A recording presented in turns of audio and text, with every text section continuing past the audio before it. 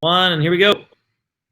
Live. All right, we're live on the God is Awesome podcast. My name is Jason. I'm filling in for Aaron that started this. He's allowed me to take it and be the host. I'm so thankful. I've got with me John Granada, the pastor of Sunlight Espanol, Nuevo Comienzo, and others. El Buen Samaritano, the whole ministry, all that stuff. We'll talk more about that. On the God is Awesome podcast, we have an opportunity to talk about people's testimony, talk about how God has worked in their life. Really, I'm going to ask John. First of all, John, thanks for being here. My pleasure. Good. Looking forward to this. Good. Yeah, me too. Yeah. John actually has the office next to me. So that's been, so this is going to be even cooler. Personally, he's a great guy. And so I've really enjoyed getting to know you. So what we're going to do is talk about 3 times in your life that, at least 3, that God has really pivoted or changed or shown up in a way that you're like, wow, God is awesome. And so why don't we talk about that a little bit? Tell me, first of all, a little bit about who you are and your family. And who are you? Yeah, so I'm John Granada, married to Lourdes. I've been married to her for 20 years now, going on next month, and we have 3 kids, a 19-year-old, a 13, and a 7-year-old boy, so 2 girls and a boy. And we've known each other for going on 22 years now. Lourdes and not the kids. Yeah, less for them, probably. Yeah. So yeah. Well, go ahead. Yeah, go ahead. I was gonna say, so you've been married that whole time. You've got 3 kids. They're awesome. They're great humans. And you told me recently that something changed for you in Miami, where you feel like God really worked and just changed the whole direction of your life. Can you tell me a little bit about that? Yeah, so I didn't. I don't think I mentioned, but Lourdes and I, we didn't grow up in a Christian home, so we didn't.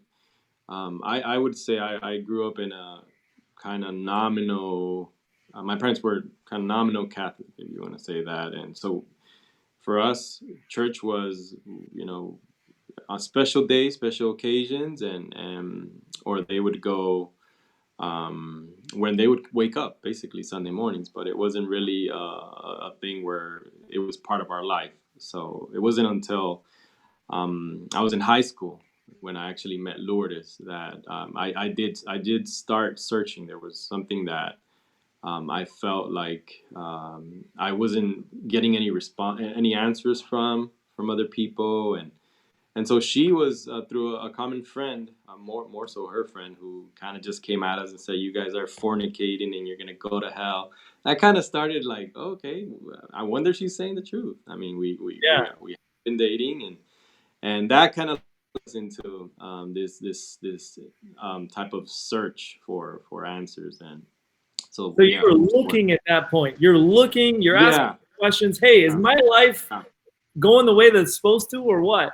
Yeah. How does that feel? How does that change you to ask that question?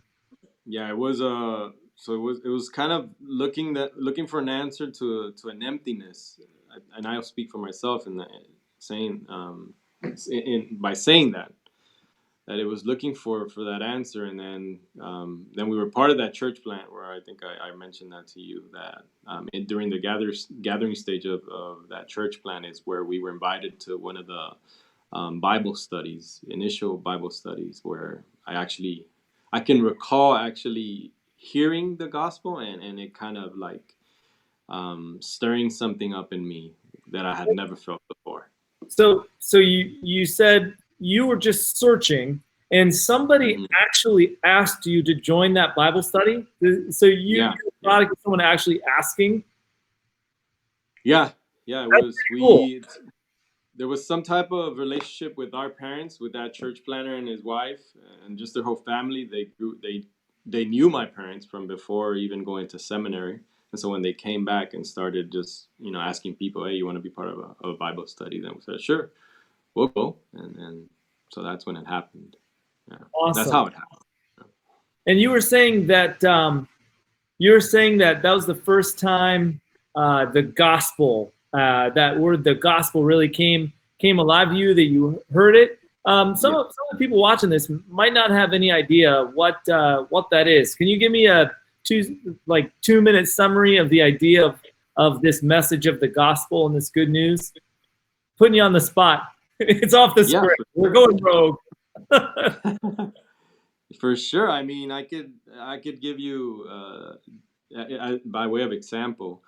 Um, Prior to that, I was attending a church, and I'm not going to mention anything beyond that or what kind Good. of environment, but what I felt while I was attending there, even though I was searching, I felt like there was a lot of expectations, and there was a lot of burden that I was feeling at the same time because I was seeing things and I was being asked to do things that I felt frustrated because I couldn't do them. I couldn't perform those things. I couldn't. I didn't those. So I felt like God wasn't manifesting Himself in my life in such a way that I felt, I was full of despair, and but I knew that I wanted to be that way. And so when I heard that, that day in the Bible study that I was asked, so what do you have to do to be to go to heaven? That was the question that they asked me. So I said, well, first of all, I have to be a good parent. I have to be a good husband to Lourdes. I have to, Uh-oh. go to college. And then it's like, well, let me tell you that there's nothing that you can do because there's nothing that you will ever do that will amount to satisfy God's righteous requirements of you, but He has actually done it all for you in the person and work of Jesus Christ. And then I was like, that day, I felt like there was this weight that just fell off. That I was like, wow, I never heard that before. So That was what? awesome. So you're trying to tell me right now, I'm playing along here. You're trying to tell me right now that there's not some huge list of works that maybe I could do to be good enough, but maybe that there's a Savior that saved me in spite of my insufficiency? Is that what I'm hearing from you on live internet television? That's exactly what I'm saying. Because Awesome. I kept asking how much do I have to do? Like how good is good enough? Like Yeah, that finish line kept getting further and further away from me, and it left me frustrated. that that's awesome. Yeah. Okay, so cool. And so you're in this Bible study now. This is where we've caught up to the story. Someone preaches this unbelievable news to you that the only thing that you contribute to your salvation is the sin that makes it necessary. And now, what do you do with that? How did your life change? What happened? So I definitely immediately there was this hunger, and that was just stirred up in me. I wanted to learn more. I wanted to read the Bible. Hmm. It just changed my perspective on not the reason. My motivation to doing what I was doing before completely changed. It wasn't no longer. It was no longer to try to like obtain or to keep God happy with me or to have Him not punish me in some sense. But instead, it was because of all that He had done for me, that it was just out of this gratitude that, man, I want other people to know about this. And so that just created, progressively got, that desire grew more. And it was like, even though we were small, we were growing, it was a church plant, but I began to feel this desire that I think I want to do this moving forward. I want to do the same thing that you're doing. So that started early on. Cool. So that's how it changed. And then just my relationship with Lourdes, and then just how now we were, Natalie was being born, which is our oldest daughter, and that changed my life completely. Oh man, Yeah. being a parent does, doesn't it? Sure. For those of you that maybe aren't parents yet, describe for me why your life changes. I've got 2 kids myself. Talk about that for people that might not know it. Well, definitely for us, I mean, and for me, it was because it was our first child, and we never, no one is, for lack of a better word, prepared, right? Right. Equipped A to manual. be. Yeah, they don't come with manuals, so we definitely made a lot of mistakes. I'm pretty sure we tried to at first try to do the same things that we both brought into our marriage from our family of origin, and those that didn't work. So that's one way it changed. But I guess us growing together as a couple, and growing and learning to know each other, um, that helped definitely in trying to navigate through, especially those first couple of years with Natalie. Um, and yeah, it was. I mean, we learned that we were both selfish, when we met each other, and then I learned even more when Natalie came along. I saw how selfish I was, Right. and Me God too. continued to change. Yeah, so that was That's another way. Yeah, that's awesome. I but didn't, yeah, I mean, say that. it's awesome. I used to think I was so busy before I had kids. What was I doing? Yeah. What were we doing? That we were so busy then. I don't know. Well, that's great. So, okay, so tracking along with the story, God shows up. You've got this new baby girl. She's awesome. You're married. All those things are coming right at one time. You're getting involved with the church. And what did you do next? How you're a pastor now, so there's a gap between didn't thought I was had to do all this stuff for God to love me, and He's just an angry stepfather, to understanding the fact that God loves me because I'm His, right? You're His, to now having your own child that you love instantly because she's yours, before she gives you any reason. And the same thing you said. How do we get what happened next that took us from a position of where you're just asking the questions to this new change that you feel and the way that you react to this news that you call the gospel, which is great. How did you get to your office? So we, what that happened when we were in the gathering stage of the church. So we were basically the core leadership team, Lourdes and I. So we were involved in evangelism, leading small groups, going out and door to door evangelism. So that eventually led to us having a launch service and even singing. Oh, you're a singer? Yeah, no, I'm not, but it was a need. There you go. Yeah, I would never do that again, never. But I've been down the road. yeah, Never so again. yeah, but then that was like it did lead me to begin to not question, but just ask, well, um, uh, the pastor at that time, the church planner, was very influential to me and to Lourdes, and he was my mentor. So that led to the question, well, what would it look like for me to, you know, do this also, to be a pastor, to lead a church?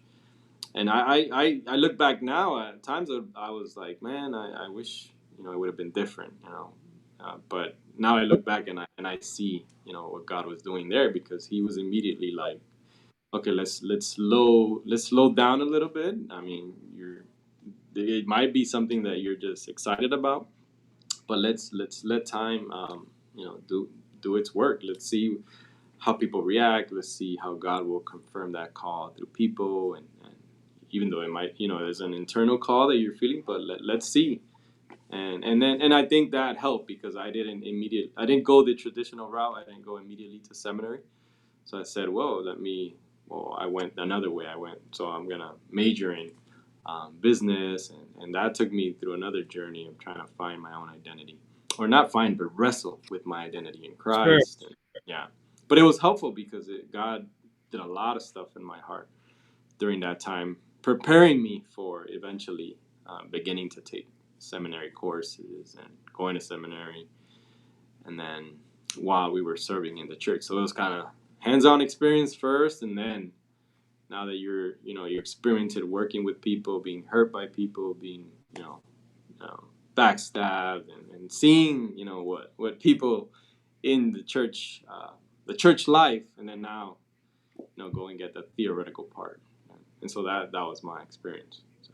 I got to stop you for a second. You said backstabbing. I thought people in the church were just all nice all the time. They never say anything mean. They don't sin anymore. Is that not accurate? No. Oh, shoot. I wish. Yeah. It wouldn't be a church. If that right. Yeah. A church without any sinners in it would be empty. Yep. Cool. I love that. Great job. That really hit home for me. So I appreciate that. So I know at some point then you felt the call into ministry. You said you didn't go in the traditional route. You ended up in Atlanta. Is that correct? Am I skipping too far? Yeah. Or is that the next step? No, that was like 10, 15 years later. Yeah, 15 years later, as a matter of fact. Wow. We ended up. So you're in the holding pattern for like 15 years that God's keeping you in, right? Yeah. Cool. Yeah, that I think one of the best advices that I ever heard or counsel that I received was, if God's really calling you into ministry, then it's gonna be something that you will not live at peace with yourself if you're not doing that specific ministry. I mean, the ministry that's a general word, right? We're all doing ministry, but specifically in the pastoral role. And it took 15 years for me to wrestle with, Lord, if this is just a need that I'm trying to, fulfill, or is this just an emotional thing that just, remove it, just close doors, just, make me forget about it. But it never happened. So that's why 15 years it was led us to Atlanta. But in between that time, I enrolled in Calvin, and then even here at Sunlight, began to come to the Timothy Institute and the satellite camp that was started. So that little by little got involved in the formal education until we moved to Atlanta for that specific training in church planting and church renewal. And then finished. Yeah, what was that exactly, that training, and who did you get that training from? Tell us a little bit about that.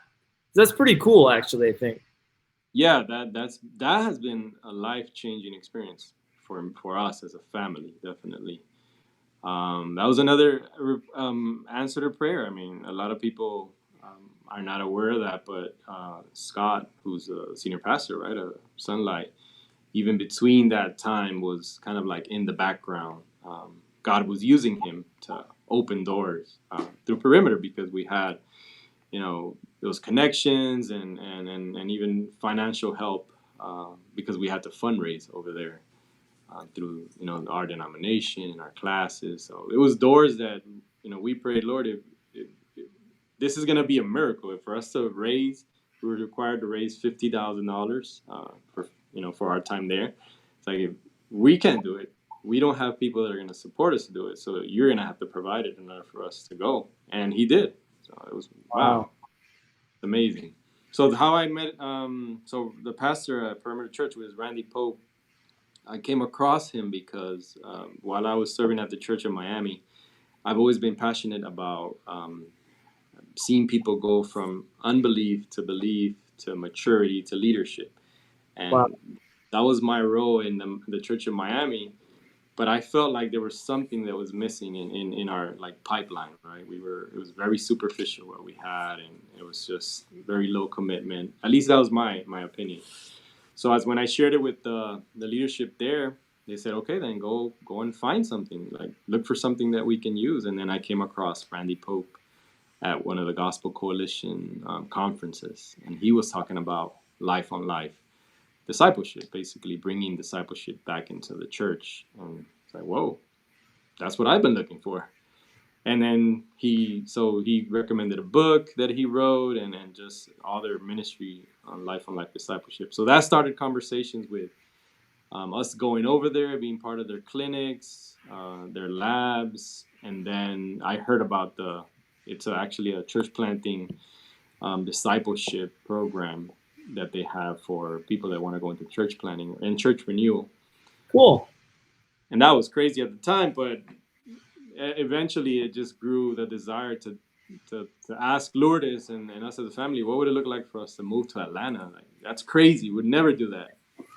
Right. And like 6 months later, we're like, whoa, I think that's where God's calling us. So you move your whole family of 5 to Atlanta to start this thing. Man, your wife must have been super supportive of that. Oh yeah, That's amazing. That's crazy that she would follow me. That's cool. Ah, man. So give her an extra high five or hug or what? A social distance and a nice 6 foot air 5. In our current climate, your family's awesome. They would follow you there, and I know that it's really, really hard to be in that position when you feel called as a family, right? Yeah.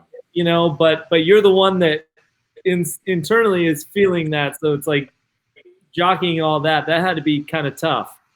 Yeah, it was. It has been tough transitions the last 5 years. So you spent 4 years there, or 5 years? 2 years. Oh, 2 years there, but then 3 years in the process getting there, and now, and then what happened? So you're now finishing up with.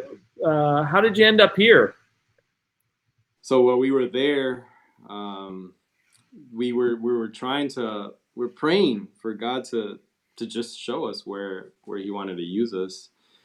There was opportunities in Atlanta, but we there was always a commitment, right, to our denomination, our classes, and Florida was always in our heart. But that there was a moment for a while that there was no opportunities. I mean, we really didn't feel like we could just drop into somewhere without any support, any relationships already established in wherever we wanted to go. When you say drop in, you mean just go to some random place, plant a church, and just find people? You think that was not the method? Yeah, that was. Yeah. As I got there, my perspective on what church planting was drastically changed. Okay. I had a different idea of what I kind of thought. No, that's the best way. Just go move into somewhere and just start talking. But you realize, or you start learning that is no longer. I mean, I'm not gonna say that there's not people that are truly gifted and can do that, but nowadays it's really, really hard to do that anywhere in any context.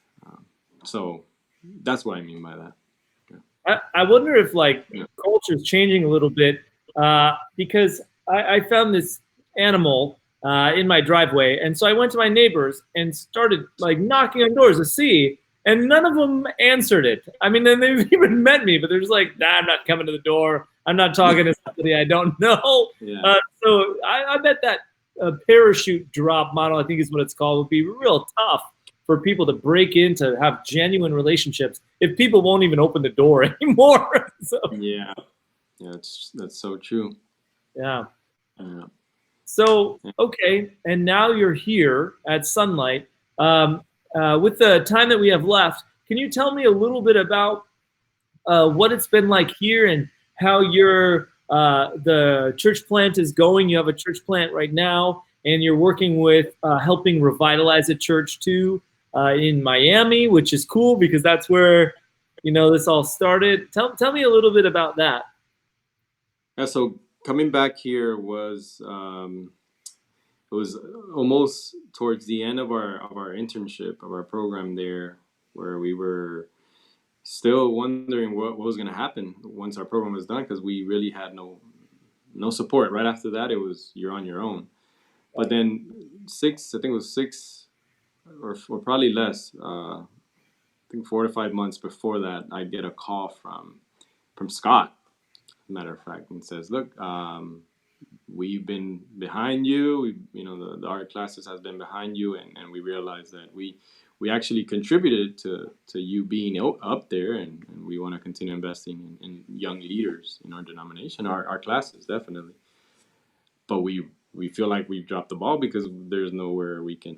There's no field, not field, but just opportunities for you to just come back and ministering. But there's this opportunity that has arisen here because of what, what's going on, and just Pastor Juan felt led to, that God was calling him elsewhere. And so what are your thoughts? And so we prayed about it. Lourdes and I, we talked about it. Definitely Florida was in our heart. We never thought Port St. Lucie would be a place we would end up, but who does? Yeah. It was always a break stop for us driving up to Orlando, right? Get gas and keep going. Yeah. But then coming down and just speaking to Juan and Scott and seeing what was going on with the group that remained, we felt like it was the right place for us to come back and for God to use us here. And so this is where we've been. It's been a hard transition for us as well, because it was within 3 years it's been a couple of moves for us as a family. But yeah, with the group is when we came to the group, there's a lot of things that you always think, well, I hope these things don't happen, but you kind of feel like they're going to happen.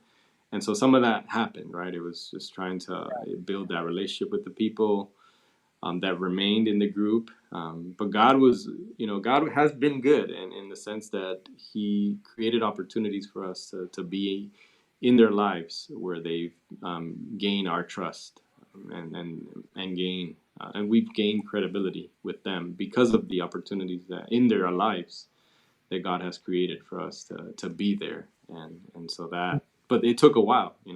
We thought it was going to be just like, okay, let's keep moving forward. We're the new guys. Just follow us now. But we know that wasn't going to be the case. I mean, people, just because you're a pastor, they're just not going to follow you because you're just a pastor. So it took a couple of months to gain that trust, and so now we're moving into different stages where we're trying to create. We call it authentic gospel community within that core group. We're trying to build leadership based off a gospel-centered community, and we're creating rhythms of meeting. Well, we were, right, because now we're all doing Zoom for everything. So that's on stall for now. Yeah. This is an online thing before you knock it. So it's good. You're still reaching people. Yeah. So that's cool. Yeah. Well, I want to ask you one more question here too. You said authentic gospel-centered community. What does that mean, and how is that different from some kind of like a group of people that, I don't know, play cards together? What's the difference? Well, the way that I describe it, to me, well, not me. The way I can see it in Scripture, what we believe or what we see as authentic Christian community, is that we can create a safe space where people can come, in different processes in their growth, their spiritual growth, or what we would call theologically sanctification. So we can provide different spaces for them where they can come in, and if we create that authentic, meaning that I can be, because I know that I'm adopted, because I know that I'm reconciled, that I am being redeemed, restored. I don't have to hide. I don't have to, I don't have to pretend. I don't have to, I can be open about my struggles with, other fellow believers in this community. That way, we can help one another. We can encourage one another with the gospel, as opposed to giving each other good advice, we can encourage one another with the gospel. And that's my dream, that we can create that type of community. Because if you see in most of the Bible studies, it can just remain very superficial, right? Very at the surface level. No one will go beyond just saying yes or no answers. But we want to see a place where, we are, responding to questions from there. But how does that apply to right now, you losing your job? How does it apply to you, struggling in your marriage. But it's hard, right? There's not a lot of spaces where you can be open about that. So yeah, that's, I guess, what's our main. Yeah, I feel like I really love that idea, because sometimes, especially in groups, people come together and they just pretend together. Yeah. And one of the things that I've always loved about Sunlight and just the communities and this classes and stuff like that, which is a local group of churches regionally. I just love that. I feel like people are actually trying this thing. When I was growing up, people just pretended together. You know what I'm saying? Like they're not. Yeah. You know that you're saying things that aren't really real. You're not doing okay, but you say you're okay, and you know that the other person is also not okay. But if they were to say they weren't okay, it would be an inconvenience. So please just play along with this game. And so I love that idea of being authentic, and just knowing you for the time that I do. One of my favorite things about you is your authenticity. Like you are one of those people to me that I just see that I really, really so highly look up to about how genuine you are. And so when I hear you leading groups to try to be authentic, for me, I really believe that that can happen. And so for because of who you are and the way God has shaped you, so I look at the process of your life, right? As we go from originally in Miami, figuring that out, being this kind of feeling convicted, and then getting plugged in because someone asks, and then feeling called to be the one to be the asker, and then feeling called to be the person that leads all the askers, if you will.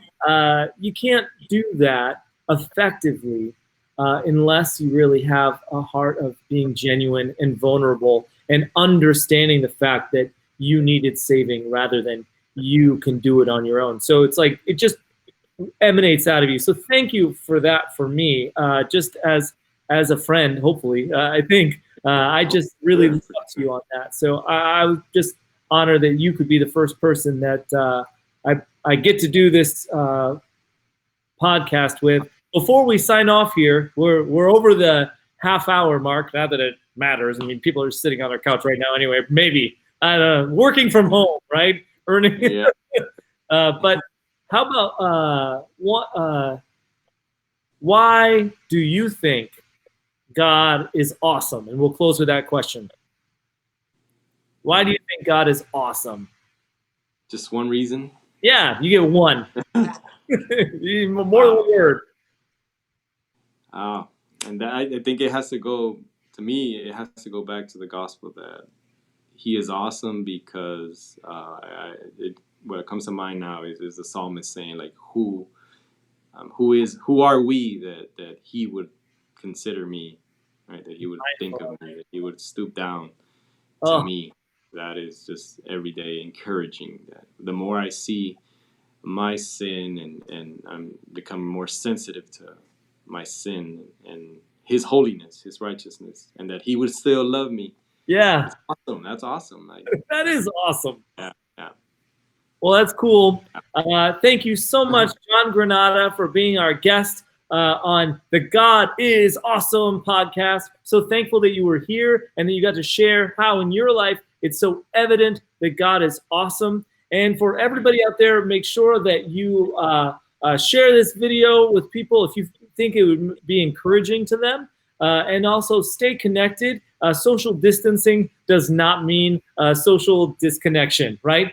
It's a distance. You usually don't go that close to people. Be honest with yourself. Yeah. So remember that. Stay safe, but remember that God's in control because God is awesome. Thanks again, John, and we'll see you next time. Thank you. See ya. See ya.